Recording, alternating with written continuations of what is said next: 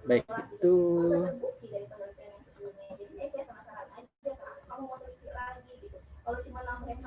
ya. Jadi ini saya akan bahas mengenai kegawatan darurat di bidang ortopedi. Tapi saya menekankan di sini itu dia pada bagaimana kita menata laksana pasien pada tempat kejadian perkaranya atau tempat kejadian kedaruratan tersebut, bagaimana memindahkannya yang aman ke tempat yang definitif di rumah sakit misalnya. Nah, sebenarnya saya ada juga di sini di slide ini, nanti slide-nya saya bagi. Itu nanti di dalam slide ini itu ada juga mengenai kegawat daruratannya sendiri, tapi saya nggak akan bahas. Kalau kalian mau baca-baca boleh, tapi yang nanti yang saya mungkin akan, kalau misalnya ada pertanyaan, yang di bagian pre-hospital dan hospital aja. Gitu. Kita nggak masuk penyakit, karena kita fokus ke penatakan awal untuk kegawat daruratan di ortopedi. Nah, jadi kegawat daruratan di bidang ortopedi itu ada dua yang terbesar, trauma dan yang non-trauma. Tapi memang yang paling banyak kita sering temui itu adalah kegawatan di bidang ortopedi itu yang di bidang trauma. Trauma kecelakaan, yang paling sering terjatuh, kemudian terjatuh atau sport injury.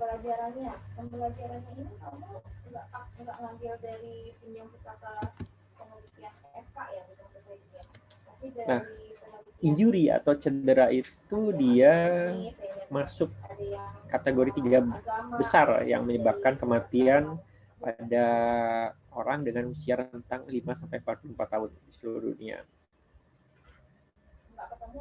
Kemudian, nah ini kalau di Inggris itu tingkat kematiannya itu dari motor, dari mobil, kemudian pejalan kaki yang kedua, baru pemotor atau orang menggunakan motor yang ketiga, sepeda, dan yang terakhir adalah lainnya. Nah, tetapi di Indonesia mungkin itu berbeda. Mungkin kalau di Indonesia ini kebanyakan kecelakaan yang sering kita temui di unit gawat darurat itu adalah kendaraan roda 2 atau pemotor, kecelakaannya motor. Dan seringkali kecelakaan yang kita temukan ini itu nggak murni di bidang ortopedi. Dia multiple trauma, menyangkut bidang-bidang yang lain juga. Karena itu ada yang trauma toraks, trauma abdomen, dan seringnya yang paling sering kita temui itu dengan trauma kepala.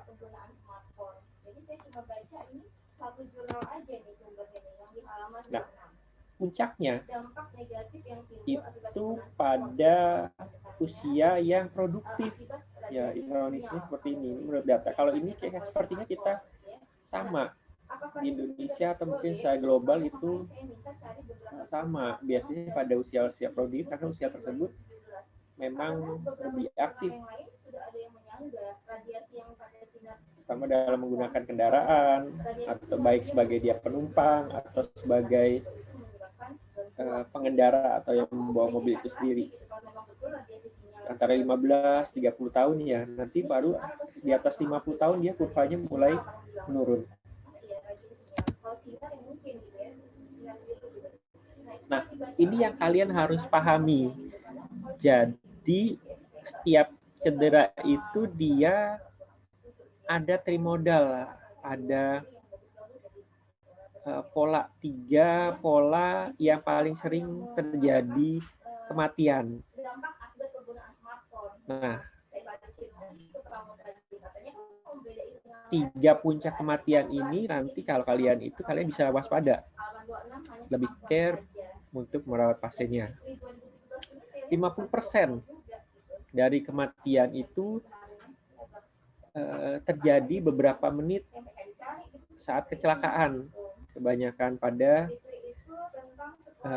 pasien-pasien yang mengalami kecelakaan itu apabila dia terkena cedera yang parah, dia 50% itu dia bisa meninggal beberapa menit setelah kecelakaan. Nah, 30% itu bisa bertahan. Dia bertahan 1-3 jam. Nah, 1-3 jam itu berarti kita ada waktu untuk terapi di lapangan maupun di rumah sakit. Nah, itu harus baik terapinya karena dia ternyata bisa ada beberapa waktu, berapa jam dia bisa bertahan. Kemudian 20% itu, nah ternyata ada 20% itu bisa mati atau meninggal itu sampai 6 minggu setelah terjadi kecelakaan. Ketika dia dalam ruang perawatan, udah selesai semua, ternyata kok dia bisa meninggal.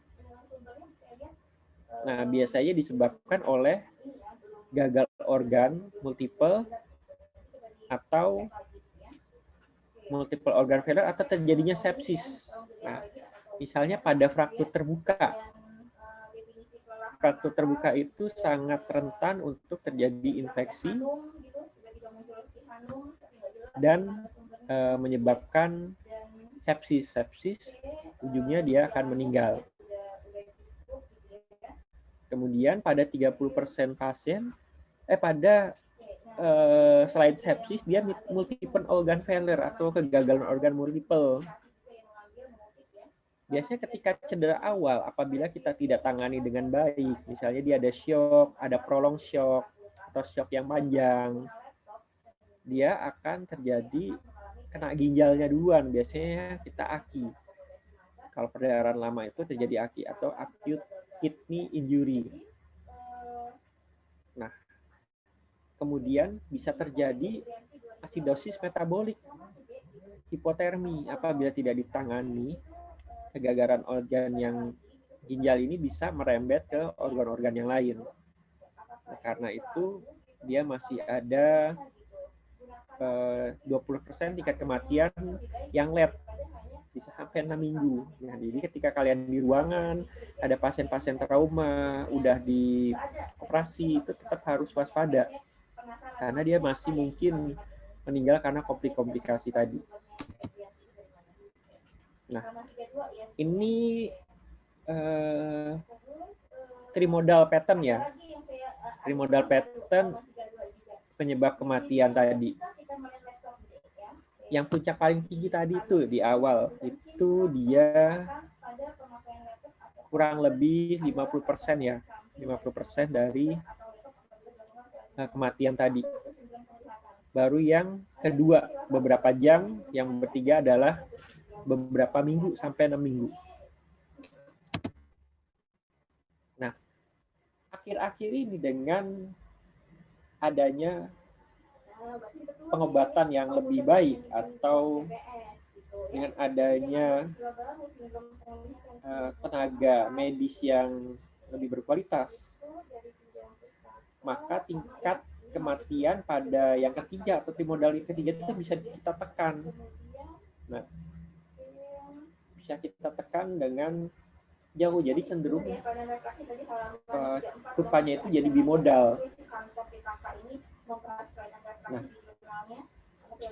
ini adalah tugas kalian nih yang menjaga kalau di ruangan pasiennya sudah selesai operasi, sudah selesai ini, tetap jangan lengah, jangan kendor, karena tadi ingat ya, pasien-pasien trauma masih ada kemungkinan dia meninggal karena hal-hal yang lain. Tahu-tahu ada perdarahan nggak perdarahan tidak terdeteksi, misalnya pada trauma abdomen, jatuhnya nanti dia jadi gagal ginjal, akhirnya merembet multiple organ failure. Nah, pada puncak yang pertama apa aja sih yang bisa menyebabkan kematian yang cepat itu tadi dalam beberapa menit. Misalnya cedera kepala, kemudian menjadi hipoksia dia atau hiperkarbi, dia bisa meninggal. Kemudian yang terjadi disrupsi kardiovaskuler, ini sifatnya fatal juga, dia bisa meninggal. Kemudian ada perdarahannya masif dan hambatan saluran napas. Nah, keempat hal ini yang sering menyebabkan kematian pada puncak yang pertama. Yang kedua, masih hipoksia atau terjadi shock hipovolemik, perdarahannya pelan-pelan, tergantung perdarahannya. Nah, yang di penyebab yang pertama tadi juga ada perdarahannya lebih masif.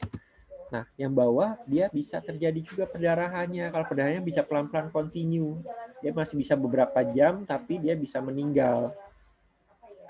Nah, hal-hal yang seperti ini itu pada puncak kematian yang kedua itu bisa kita hindari dengan pelayanan medis di emergency yang baik. Nah, yang di sini tugas kalian yang di lapangan atau yang bertugas di ruang gawat darurat, kalian harus bisa melakukan tindakan emergency yang efektif. Dua problemnya, hypovolemic shock dan hipoksia biasanya. Kalau hypovolemic shock, yaitu kalian harus segera resusitasi cairan, cepat mungkin kita transfusi dan kontrol perdarahannya. Cari sumber perdarahannya, kontrol. Kalau memungkinkan bisa naik operasi sito, tapi kalau nggak memungkinkan kita kontrol perdarahannya. Hipoksia pakai oksigen atau di jalan napasnya diatur atau ditata laksana dengan baik sehingga hipoksianya bisa kita tangani. Nah, itu tugas kalian di IGD sebagai yang garda yang terdepan. Nah, ini yang ketiga tadi, dua paling utama yang menyebabkan tingkat kematian ketiga yang bisa sangat mungkin kita bisa cegah dengan penataan yang baik karena pasiennya sudah pindah ruangan. Biasanya pasiennya sudah pindah ruangan nih, yaitu multiple system organ failure dan sepsis. Nah, sepsis ini itu bisa akibat lukanya sudah terbuka. Nah, dia terinfeksi kuman yang nosokomial sehingga susah untuk ditangani, akhirnya terjadi sepsis dan meninggal.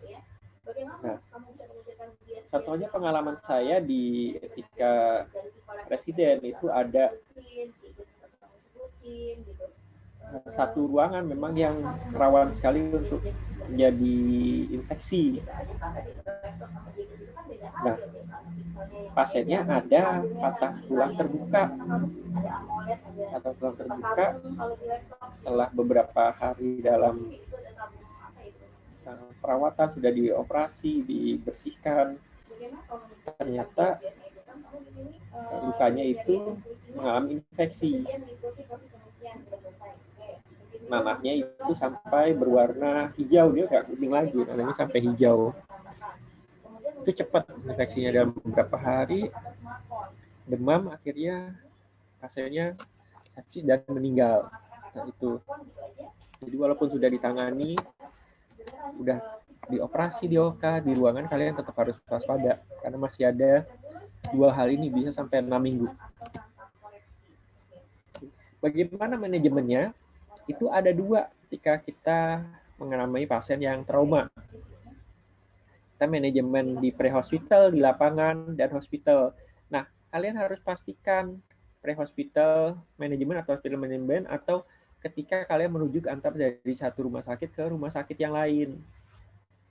Nah, pastikan dia manajemen pre-hospitalnya itu dalam keadaan baik. Jadi jangan asal melepas pasien, yang penting sudah selesai dikirim. Nah, itu sering saya temuin adalah ketika sampai di rumah sakit rujukan itu keadaan umum pasiennya atau pasiennya itu belum keadaan yang stabil. Nah, kalau rumah sakit rujukannya dekat ya enak, cuma kasihan pasiennya kalau rumah sakit rujuknya kita kan seringnya jauh tuh, bisa berjam-jam, bisa prolong shock. Nah, nanti lebih meningkatkan komorbiditas bagi pasiennya. Nah, itu yang kalian harus perhatikan. Bagaimana pre-hospital manajemennya dan bagaimana ketika dia sampai di IGD. Jadi jangan langsung rujuk-rujuk aja nih. Pastikan dulu pasiennya safe, keadaan umumnya stabil. Nggak harus baik, dia harus stabil dulu. Shocknya sudah tertangani, perdarahannya sudah tertangani misalnya. Karena pasien sudah tertangani baru dikirim, jadi nggak main kirim-kirim. Kalau di Inggris itu dia ada 2, ATLS dan National Institute for Health and Care Excellence ya. Itu untuk yang mereka gunakan. Ada beberapa perbedaan, misalnya penggunaan kristaloid dan apa. Tapi yang paling sering kita kayak di sini adalah kita gunakan ATLS. Nah, kita gunakan aja yang sudah luas digunakan. Kalau bisa gunakan yang terbaru untuk ATLS. Ya. Nah, manajemen pre-hospital manajemen ini atau penataksarnaan di rumah sakit yang pada pasien yang di lapangan, kebanyakan dari di negara-negara itu bahwa penanganan medis ini tergantung pada ambulan dan paramedik. Nah, bisa dia ada support juga dari dokternya. Cuma dia berbeda-beda tiap negara, tergantung dari kebijakan masing-masing, tergantung dari ketersediaan tenaga atau tergantung juga dari negara maju atau bukan, itu bervariasi antara tiap negara organisasinya ya. Nah, yang paling terintegrasi sistemnya itu adalah di Prancis misalnya, namanya SAMU. Semua triase itu dikontrol oleh sebuah tim yang terdiri dari dokter dan tenaga lainnya yang appropriate, yang responnya juga cepat. Namun sistem ini dia sangat mahal. Itu sistem yang ideal. Kita bisa buat sistem yang ideal, tapi dia sangat mahal. Dia sangat membutuhkan baik yang petugas medis yang keahliannya tinggi, juga jumlahnya banyak. Nah, itu dia. Kalau kita ingin meningkatkan kualitas, kita butuh tenaga yang banyak dan biaya yang banyak juga. Sementara di kita memang untuk pembentukan organisasinya ini itu belum begitu memungkinkan. Jadi ketika ada kecelakaan, kalau kalian lihat mungkin yang datang seperti yang tadi adalah tugas paramedis atau ambulan. Kadang-kadang disertai dokternya, tapi kebanyakan memang petugas medis atau paramedis yang dengan kru ambulan aja. Mudah-mudahan ke depan kita bisa seperti ini nih, sistemnya bisa lebih terintegrasi untuk penanganan. Udah kecelakaan di mana?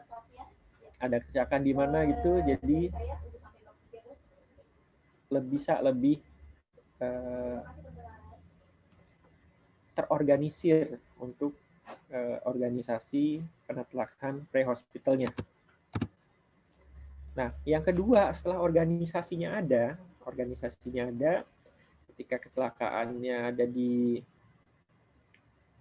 jalan misalnya, yang paling penting kita lakukan adalah safety dari tempat kecelakaannya. Kenapa? Karena kita ingin menolong orang, tapi jangan sampai petugas medisnya malah jadi korban, malah menambah penderita. Nah, jadi keamanan dari tempat kecelakaan itu kita harus perhatikan. Misalnya ada tabrakan beruntun nih, atau terjadi kebakaran, atau terjadi gempa bumi. Tempat dari kejadian kecelakaan itu kadang banyak benda-benda yang berbahaya.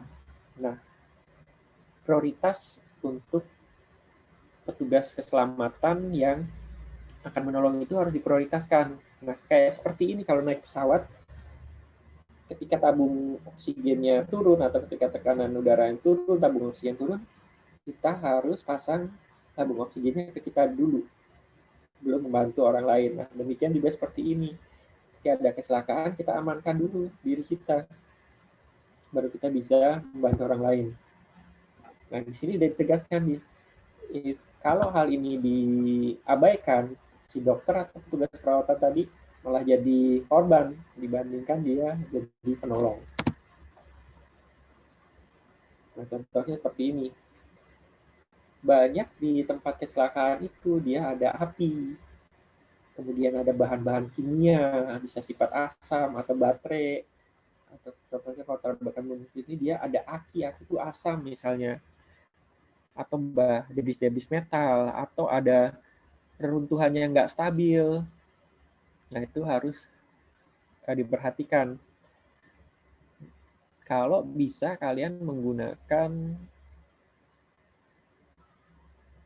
alat pengaman APD, alat pelindung diri yang lengkap, agar terhindar dari cedera.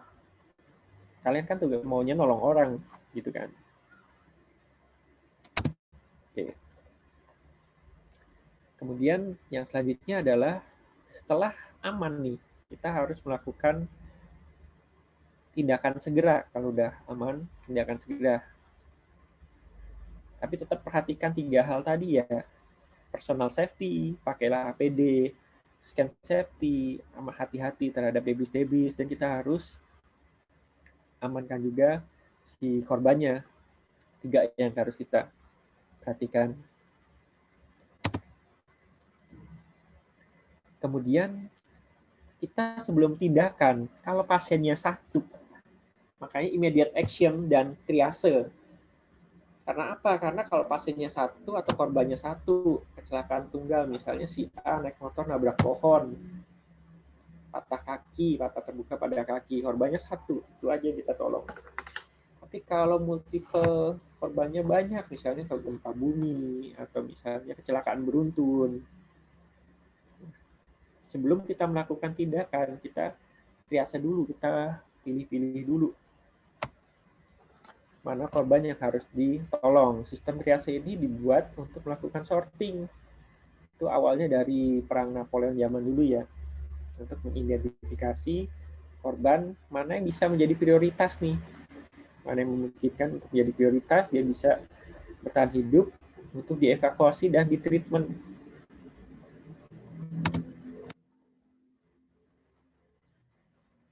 Ini dijelaskan triase ini kita gunakan kalau jumlah korbannya itu banyak dibandingkan personal medis yang ada, makanya kita bisa pilih-pilih. Tapi kalau ke personal medis kita cukup, korbannya 5 nih, personal medis kita ada 10, kalau ada lebih cukup ya bisa kita handle semuanya. Tapi kalau sebaliknya baru kita lakukan triase. Ada beberapa pengkategorian. Kalau ketika kalian di rumah sakit tuh, masuk rumah sakit, nah itu ada alur-alurnya, yang merah yang mana, yang kuning yang mana, hijau, yang hitam yang mana. Kalau hitam itu prioritas 4 dan dia sudah meninggal. Kalau yang hijau dia masih bisa, mungkin masih bisa jalan, masih bisa bertahan.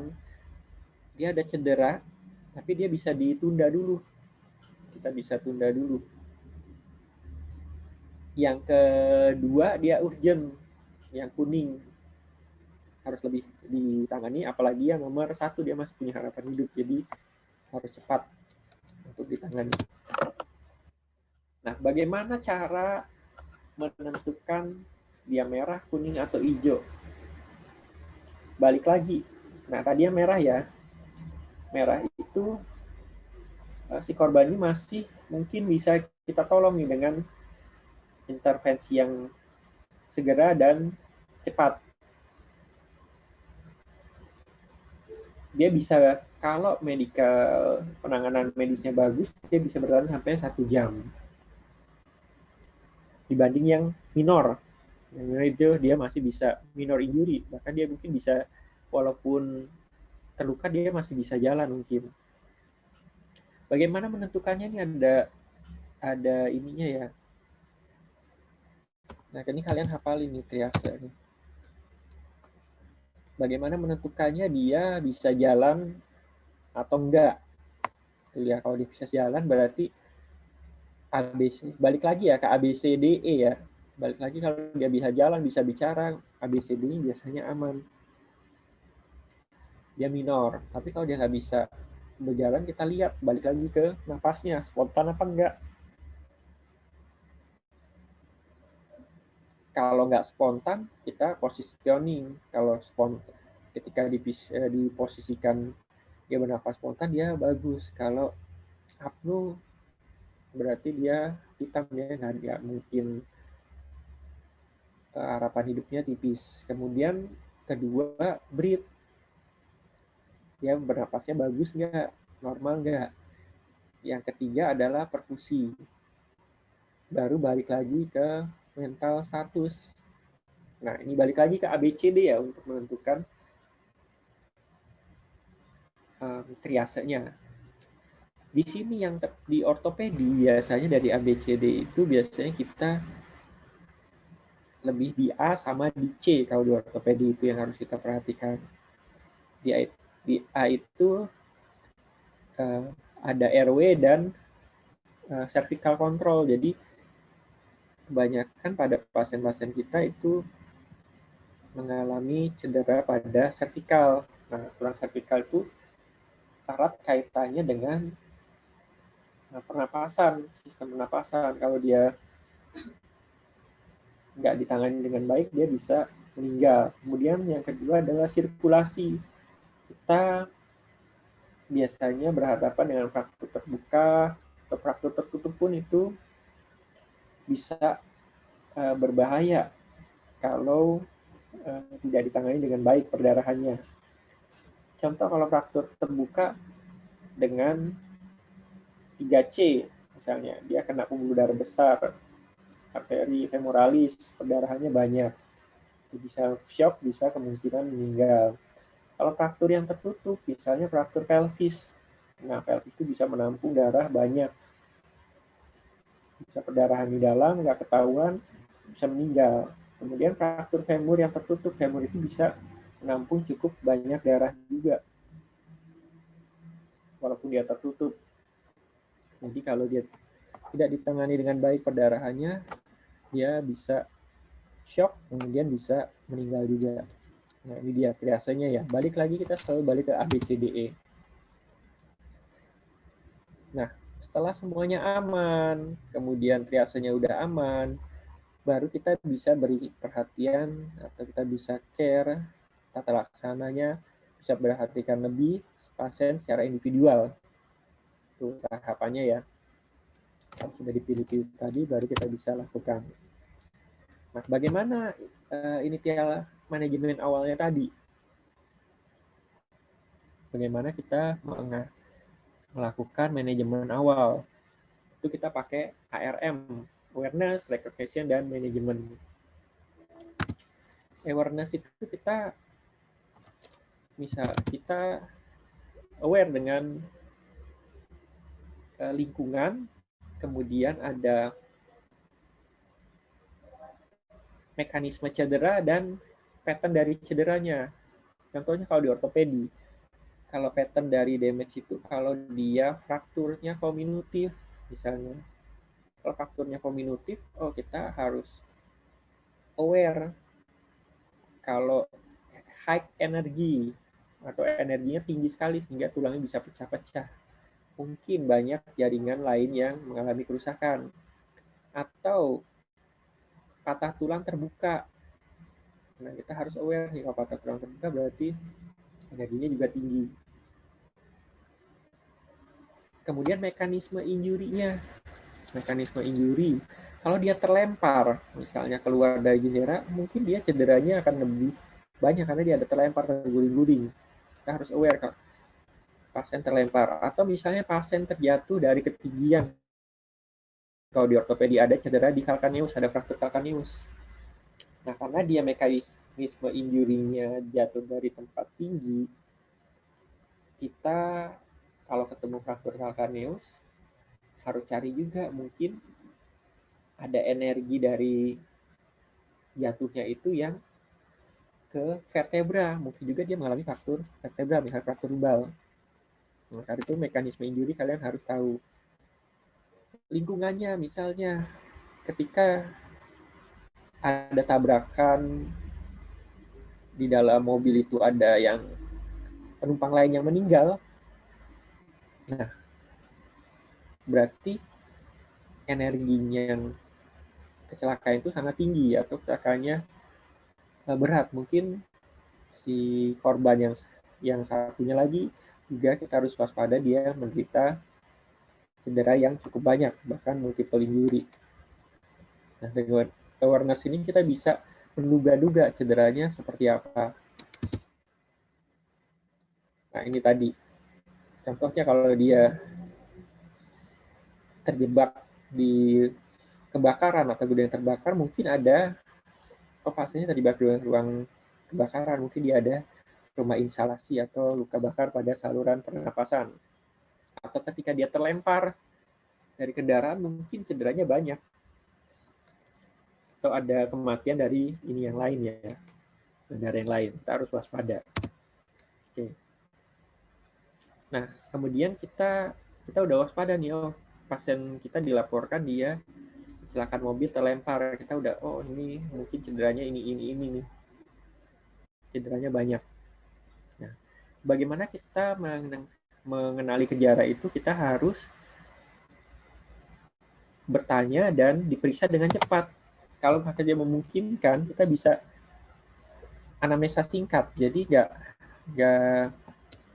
kalau kita bisa anamnesa singkat, kita bisa anamnesa singkat sambil dilakukan pemeriksaan. Kalau bisa ya nggak beruntut bersamaan kalau bisa. Kalau timnya bahkan ada yang lebih dari satu, berdua. Ada satu yang menangani cederanya, ada satu yang bisa untuk menanya-nanyakan. Gitu. Jadi nggak harus beruntut ya. Kalau bisa dilakukan semuanya sekaligus, lakukan semuanya sekaligus. Balik lagi, utamakan ABCD-nya. Kita bisa mengasesmen ABCD itu dengan cepat. Misalnya, kalau pasiennya itu bisa bicara, maka secara logika perfusi ke otaknya itu baik. Perfusi ke otaknya baik. Nah, kalau perfusi otaknya baik, berarti jalan napasnya bagus dan sirkulasinya juga baik. Seperti itu. Atau minimal ada pengurangan, misalnya perdarahan sirkulasinya berkurang. Dia bicaranya udah mulai berkurang juga. Balik lagi, manajemennya itu ke ABCDE. Tadi pemeriksaannya ABCDE, sekarang kita ABCDE lagi, karena kita pakai ATLS di sini.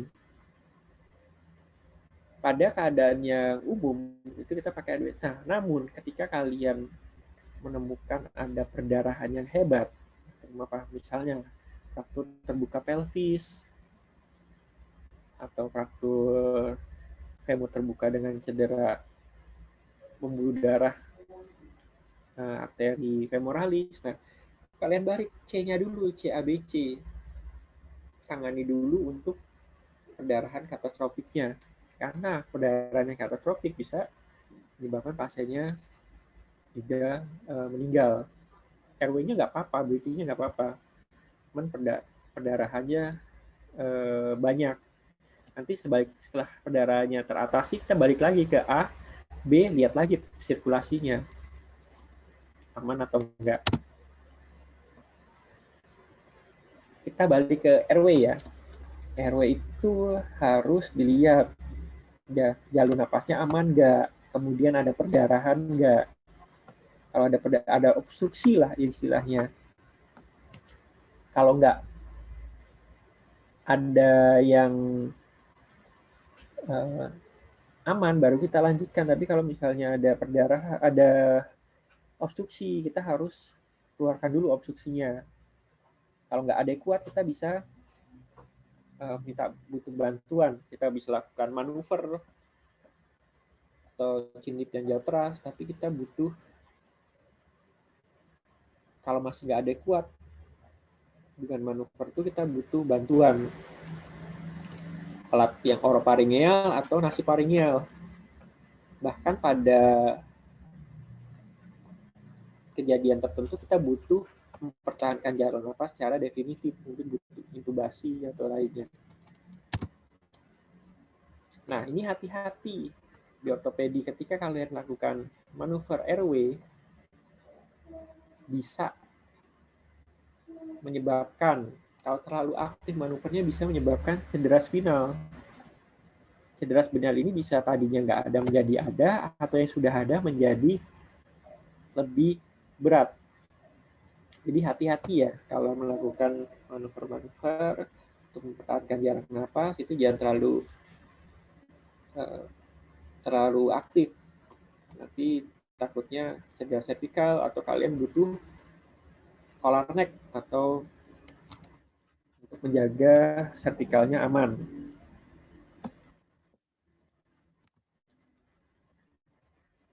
Ini tadi ya, makanya airway itu A, itu airway dan cervical spine control. Karena kalian tetap harus menjaga cervicalnya aman, karena kalau kalian fokus ke airway-nya, kadang-kadang manuvernya terlalu tinggi, jadi kena ininya, malah tadinya nggak ada cedera cervical malah jadi ada. Oke, ketika melepas, biasanya nih kendaraan motor kan, hati-hati ketika melepaskan helmnya, tetap harus dijaga cervicalnya, dikontrol cervical, jangan muter-muter.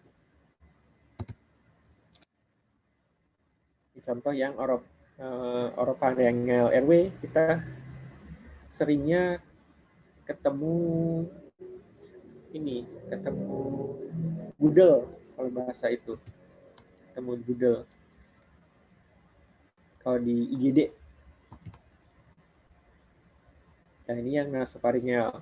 Nah, hati-hati ya ketika kita masukin yang nasofaringeal atau yang lewat hidung. Itu kalau kita curiga ada pasiennya ada fraktur basis kranii atau ada hernia, nah itu takutnya malah masuk ke celah otaknya, itu malah berisiko fatal. Kita harus hati-hati pada pasien cedera kepala. Kemudian kalau ada sumbatan ketika masukin nasofaringeal airway-nya, itu juga jangan dipaksa. Coba hidung yang sebelahnya. Coba di sebelah hidungnya. Jadi takutnya nanti malah masuk ke otak. Bisa berbahaya. Nah, ini yang supraglottik ya. Yang tadi supraglottik airway. Kemudian yang definitif.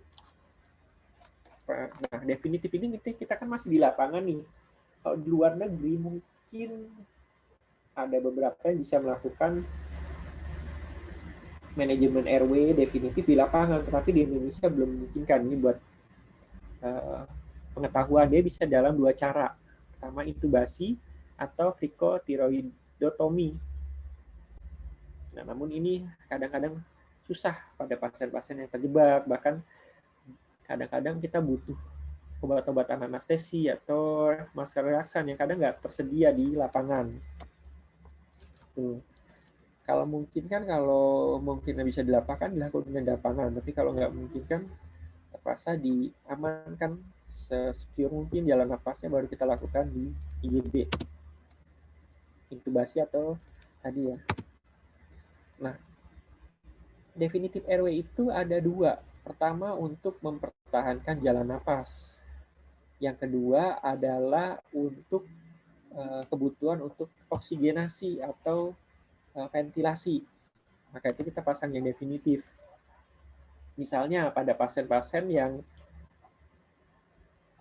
mengalami cedera maksilofacial. Itu dia jalan napasnya itu sangat rawan tertutup cairan-cairan, jadi harus dipasang yang definitif. Pada ortopedi misalnya cedera di leher,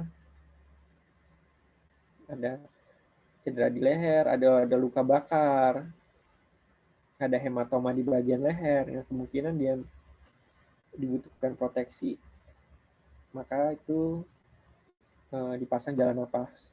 Juga pada pasien yang nggak sadarkan diri, tidak sadarkan diri, itu kita atau apnu, maka kita perlu perhatikan jalan napasnya. Ini ya untuk kapan kita membutuhkan indikasi-indikasi untuk airway yang definitif. Ada 2 tadi. Nah, kemudian breathing. Setelah aman, baru kita bisa ke asesmen ke breathing-nya.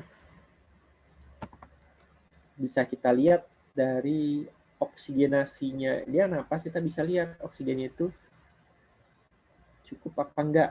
Kita lihat ada cyanosis, kalau punya pulse oximetry, kita pulse oximetry.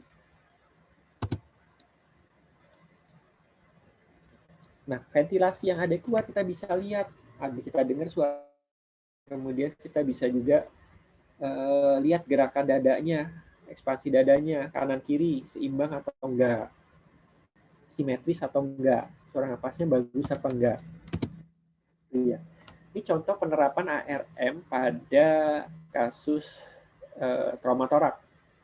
Misalnya dia pasien cedera tertimpa bangunan setelah gempa. Kita dapat laporan pastinya tertimpa bangunan. Oh, kalau kita harus aware nih, kalau yang paling bahaya itu kalau di dada itu mungkin dia terima tension pneumotorak. Kemudian ada open pneumotorak masif atau cardiac tamponade atau VLCS atau bisa disrupsi dari tracheobronchial tree. Nah, ini kita aware dulu nih kalau ada pasien yang trauma dada. Kemungkinan paling life threatening dari trauma dada. Nah, baru kita kenali ada nggak tanda-tandanya itu. Contohnya tension pneumotorak, misalnya suara napasnya nggak ada deviasi trakea, kemudian ada hipersonar pada sisi dari yang pneumotorak.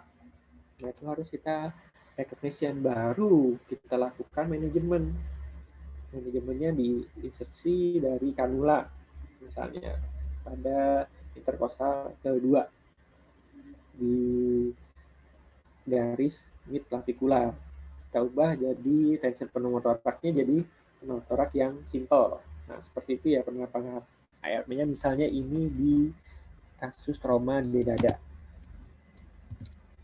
Selain di kasus trauma dada tadi ada yang life threatening, jadi ada juga yang potensial untuk life threatening tapi nggak sefatal yang di awal. Nah, ini yang kasus keduanya. Kemudian sirkulasi. Nah, ini juga ortopedi pada fraktur pelvis, fraktur paha terbuka dengan cedera pembuluh darah besar. Nah, ini yang harus kita lakukan adalah pertama dikontrol dulu perdarahannya. Bisa pakai, kalau mungkin kan pakai tourniquet, tapi kita di sini kalau di lapangan kita biasanya kaset tebal. Kemudian kalau ada patah tulang, itu kita bidai, lakukan pembidaian. Pembidaian sendiri salah satu fungsinya selain mengurangi nyeri, stabilkan fraktur, dia juga berfungsi untuk mengurangi cedera dan untuk mengurangi perdarahan juga. Ini harus dikontrol. Nah, ini alat-alatnya tourniquet atau beban tekan dan lainnya. Nah, ini harus kalian hafalin tingkat-tingkat dari shock, karena kalau pasiennya perdarahan itu dia biasanya berhubungan dengan shock. Kapan shock? Kelas 1, kelas 2, kelas 3, dan kelas 4. Kalau kelas 1 dia mungkin kehilangan perdarahannya dikit, jadi dia nggak terlalu, kurang dari 15%, jadi dia nggak terlalu tampak. Kemudian kalau kelas 2, dia mulai heart rate-nya naik nih. Nah, kalau yang kelas 3, dia mulai tekan darahnya turun kalau kelas 3. Kalau kelas 4 udah mulai gangguan, kurang lebih udah mulai gangguan menurunnya kesadaran. Itu ya, kurang lebih kira-kira seperti itu. Ini bentuk yang lain, ini kehilangan darahnya, perkiraan 15. Nah, ini kalian hafalin perkiraan kehilangan darah pada pasien shock. Kemudian ini, kalau kalian raba nadinya, itu kalau nggak teraba, biasanya udah kurang dari 60 mm Hg. Kalau kalian masih bisa raba, biasanya tekanan darahnya masih di atas 60, sistoliknya ya, 60 mm Hg, masih di atas itu, di 90, 70, 80. Kalau nggak diraba udah shock, berarti kurang dari 60. Nah, kebutuhan akan cairan. Nah, inilah kebutuhan akan cairan itu berbeda. Pada TLS 9, kita bisa pakai 2 liter air hangat kristaloid. Kalau ATLS 10, dia 1 liter. 1 liter kristaloid. Itu kalau ATLS. Kalau yang di Inggris, dia bisa berbeda. Dia penggunaan kristaloidnya lebih restriktif ya. Dia lebih mengutamakan untuk penggunaan transfusi, PRC, dan fresh frozen plasma segera. Jadi beda-beda memang untuk tiap negara. Untuk di Indonesia sepertinya kalau langsung PRC agak sulit karena stok darah kita juga terbatas, sehingga untuk memperoleh, kalau bisa langsung pakai darah asli, cuman stok darah kita juga terbatas, jadi kita biasanya pakai kristaloid dulu. Nah, kalau kalian menemukan setelah kalian resusitasi, harus kalian nilai nih respon dari resusitasi kalian. Yang pertama ada 3 untuk respon setelah resusitasi. Yang pertama rapid respon, dia langsung balik lagi. Biasanya pada perdarahan ringan.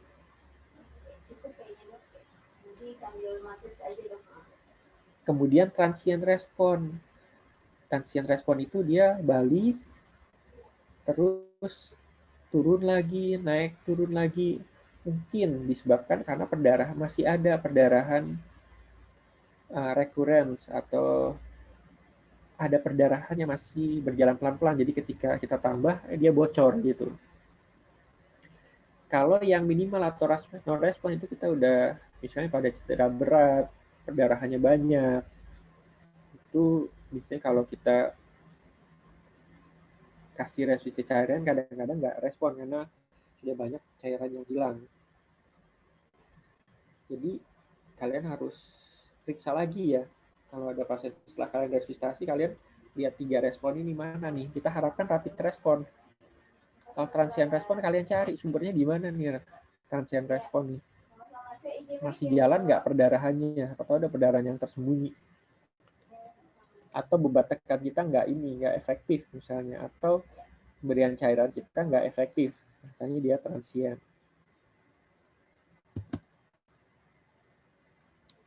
Kemudian yang disability, kalian hafalin. Ini paling sering kalian akan temui, karena kan kendaraan bermotor tuh, cederanya cedera kepala nih. Nah, itu paling sering kita temui. BCS-nya berapa, dan lain sebagainya. Nah, setelah itu aman semua, kita masih di lapangan, mau diaman semua, kalian harus amanin itu semua sebisa mungkin di lapangan, baru kita transportasi pasiennya. Transportasinya, kalau di luar negeri kita bisa pakai helikopter atau ambulan yang lengkap. Kalau di sini belum ada air ambulan mungkin, atau mungkin untuk orang-orang tertentu, mungkin untuk VIP mungkin baru bisa ada air ambulannya. Nah, setelah itu kalian harus mengenal rumah sakit. Jangan asal rujuk nih pasiennya. kalian rujuk taunya nggak ada ortopedinya, ada patah multiple, ada multiple fraktur kepala. Kalian rujuk taunya rumah sakitnya ada bedah saraf tapi nggak ada bedah ortopedinya misalnya, atau kebaliknya. Kalau bisa kalian hafal di rumah sakitnya, bahkan dokternya lagi seminar, salah sasaran kalian merujuknya. Jadi kalian harus bisa mengenal rumah sakit rujukan minimal di daerah kalian bekerja. Yang tipe A, yang tipe B mana aja, yang tipe C mana aja. Rumah sakit kalian dari atau kalian dari lapangan atau dari rumah sakit tipe C atau rumah sakit 3 rujuknya yang tinggi. Tipe B atau tipe A itu harus bisa kenal. Apalagi kalau punya, oh ini punya trauma unit, rumah sakit ini punya trauma center yang mayor, yang lebih besar, gitu misalnya. Jadi nggak asal kalian merujuk itu tepat sasaran dan pasiennya juga sudah tertangani dengan maksimal mungkin. Karena kalau asal mengirim dia bisa meninggal di tengah jalan juga.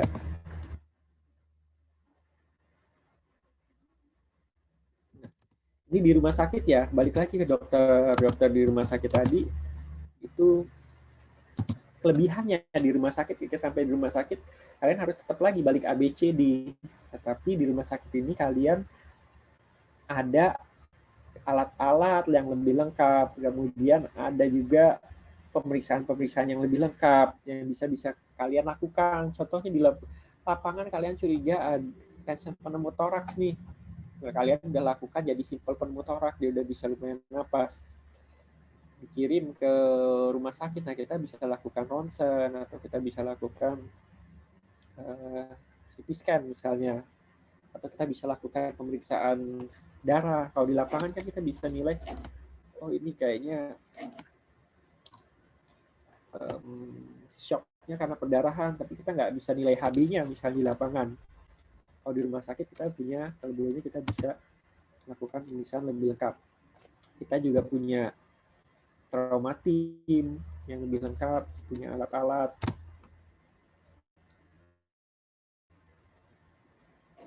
Kita bisa memungkinkan, kalau tadi di lapangan, paling mungkin kita melakukan primary survey dan resusitasi yang di awal. Tapi kalau ketika tiba di rumah sakit, kita bisa lakukan primary survey lagi tetap, kemudian secondary survey, kita lebih detail, dan baru kita lakukan terapi definitif. Jadi ketika kalian yang tugas di IGD, ketika ketemu pasien trauma, dikirim dari mana, tetap kalian harus balik lagi ke ABCD, primary survey lagi, karena kita nggak tahu. Yang pertama, di sana sudah dilakukan primary survey atau belum. Yang kedua adalah primary survey sudah dilaksanakan itu sudah adekuat atau belum. Jadi tetap kalian harus lakukan pemeriksaan ulang. Kalau aman, kalian bisa lakukan di rumah sakit itu setelah dirujuk, itu dilakukan secondary survey, lebih detail lagi dari head to toe. Apa lecet-lecetnya juga kita bisa identifikasi. Nah, baru setelah itu kita bisa lakukan definitive care. Definitive care itu apakah bisa langsung dari IGD, atau kalau pasiennya hijau, itu kita bisa masuk ruangan dulu misalnya. Definitive care biasanya oleh spesialis treatment, oleh dokter-dokter spesialis. Di sini kalian bisa lakukan pemeriksaan tambahan adjunct ya. Ini primary survey ini yang bisa kita lakukan kalau pasiennya sudah sampai di rumah sakit. Kalau primary survey, misalnya tadi dia ada cedera di leher, khawatir fraktur atau enggak, kita bisa lakukan ronsen servikal atau ronsen torak, atau kalau ada perdarahan di perut kita bisa lakukan PAS di abdomen. Lakukan PAS itu USG yang cepat untuk mengetahui ada trauma atau BNO. Lakukan reevaluasi, jangan lupa di sini saya tekankan kita lakukan evaluasi terus menerus. Dibalik lagi konsep ABCDE.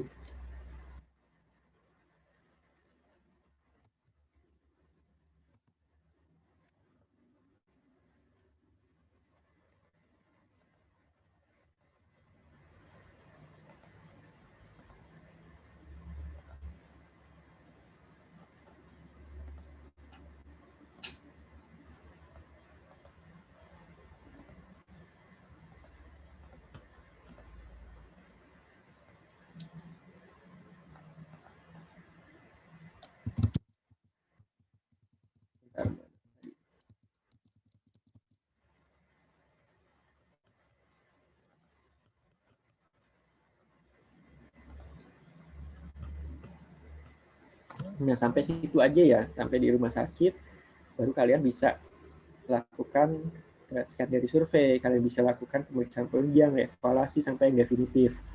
Nah, untuk ini saya singkat, nah itu dari saya cukup sampai sana aja yang untuk materi untuk ujiannya, tapi saya kan di sini sampaikan beberapa gambaran umum aja mengenai trauma di emergency di ortopedi. Tadi terbagi dua ya, emergency ortopedi, trauma dan non trauma. Non trauma itu bisa karena misalnya dia ada gangren di kakinya, gangren diabetikum, dia udah sepsis, hanya seperti itu sudah sampai mau sepsis atau terancam sepsisnya, dia bisa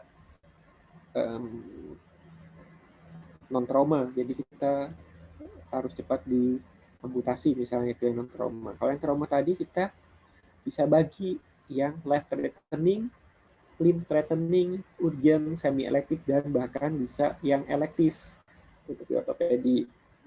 Pada gawat daruratan ya yang pasti bisa life threatening dan limb threatening yang terutama. Kalau atau bisa keduanya, life threatening juga, limb threatening juga. Kalau di bagian region kita bisa upper, lower, dan bagian spine biasanya yang mengalami cedera. Kalau dari usia kita bisa pediatrik atau usia lebih tua. Kita lihat yang muskuloskeletal prioritasnya. Kalau yang life threatening itu adalah misalnya amputasi atau crush injury pada pelvis. Kemudian yang limb threatening itu misalnya ada cedera terbuka tipe 3C yang bisa menyebabkan dia bisa amputasi. Kadang-kadang limb threatening ini juga bisa membahayakan jiwa kalau sampai shock. Tapi kalau vessel injury-nya di jari atau di tangan mungkin nggak membahayakan jiwa, tapi dia membahayakan, dia bisa kehilangan tungkainya atau kompartemen sindrom atau dislokasi. Contohnya dislokasi itu dia mungkin nggak membahayakan jiwa, tapi kalau tidak ditangani dengan baik dia akan kehilangan fungsi tungkainya, jadi limb threatening. Itu yang membedakan antara life threatening dan limb threatening ya. Nah, ada juga tadi misalnya kalau perdarahan, dia bisa perdarahan yang hebat bisa dua-duanya. Tungkainya juga bisa berbahaya, dia juga bisa berbahaya bagi keselamatan jiwanya. Ini berdasarkan urutannya, kalian tapi harus mengutamakan yang life threatening-nya dulu. Baru limb threatening, baru kita yang urgent. Kalau dia patah tulang terbuka, tanpa ada pemberat, tanpa ABCD-nya aman, patah tulang terbuka, misalnya patah tulang terbuka pada palang jari telunjuk, nah itu patah tulang terbuka, itu masih urgent. Dia nggak life threatening, nggak limb threatening, tapi dia patah tulang terbuka. Kemudian ada juga dia yang semi elektif, kemudian ada yang elektif. Kalau elektif bisa patah cedera injury ligamen, kesleo, misalnya juga terjadi ruptur tendon, itu bisa semi elektif atau elektif. Itu ya, jadi itu prioritasnya di ortopedi. Nah, yang life threatening itu biasanya adalah cedera pada pelvis. Karena cedera pada pelvis itu perdarahannya banyak. Atau crush syndrome. Karena crush syndrome itu dia ketimpa, ke hantam di antara benda berat, terjadi rhabdomyolysis. Nah, rhabdomyolysis ini berbahaya karena dia akan menyebabkan, dia akan toksik. Dia bisa menyebabkan gagal ginjal dan multiple organ failure. Atau major arterial hemorrhagic atau fraktur dengan kerusakan atau ruptur dari arteri-arteri yang besar, perdarahannya banyak, dia bisa sampai life threatening. Kita yang pelvis ya. Kalau kalian tertarik baca sendiri,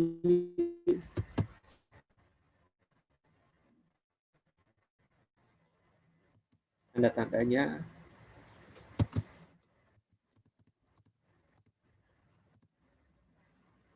Ini tipenya adalah yang open book, APC tipe 3, anterior posterior compression injury. Open book jadi dia. Buka, perdarahannya banyak, tidak terangani, sama yang vertical shear. Vertical shear itu biasanya karena jatuh dari ketinggian. Pada open book dan vertical shear itu, jadi ini, si pelvis itu dijaga oleh ligamen di depan, anterior, dan posterior. Ketika terjadi open book, ini misalnya open book atau vertical shear, maka ligamen-ligamen itu nggak bisa jaga di anterior dan posterior lagi. Jadi si pelvis itu menjadi sangat tidak stabil. Yang tidak stabil, perdarahan jadi sulit terkontrol. Kalau perdarahan, shock, akhirnya bisa menyebabkan fatal bagi pasiennya.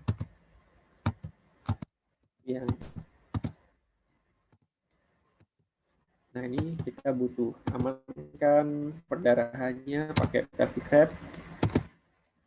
Abdomyolysis tadi ya, dia berbahaya karena menyebabkan kematiannya itu biasanya karena gagal ginjal, karena toksik dari rhabdomyolysisnya.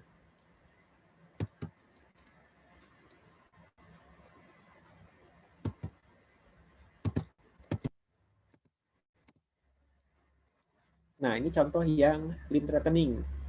Contohnya compartment syndrome atau amputasi. Nah, amputasi jari misalnya, amputasi jari tadi. Dia nggak menyebabkan jiwa, cuman dia bakal kehilangan jarinya. Kehilangan jari. Contoh, jempol itu adalah 60% dari fungsi tangan. Sedangkan jari-jari lain itu adalah sekitar 10%. Kalau dia amputasinya terjadi pada jempol, maka dia akan kehilangan fungsi tangannya kurang lebih 60%. Jadi dia sangat berkurang sekali untuk bekerja, sementara tangan itu fungsinya sangat banyak. Contohnya ya, untuk yang limb threatening, patah tulang terbuka,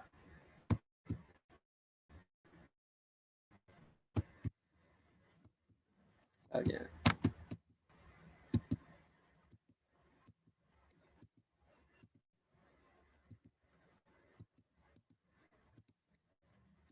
Kemudian antibiotiknya untuk penutupan lukanya. Yang amputasi,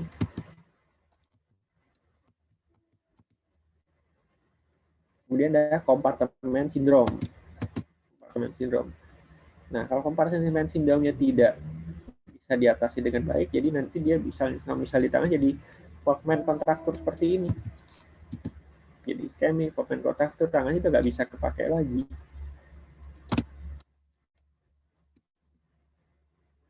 Tapi buka ya kalau ketemu compartment syndrome.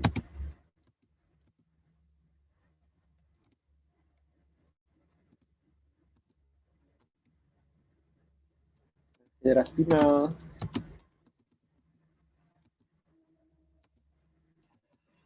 Ya, saya rasa cukup sekian ya kalau dari saya tadi, sampai yang itu tadi yang di rumah sakit. Yang ini sih kalian baca-baca aja sendiri. Nanti saya share untuk PowerPoint-nya, nanti share. Saya cukupkan aja ya sekian hari ini. Assalamualaikum warahmatullahi wabarakatuh. Waalaikumsalam warahmatullahi wabarakatuh. Terima kasih banyak, dokter.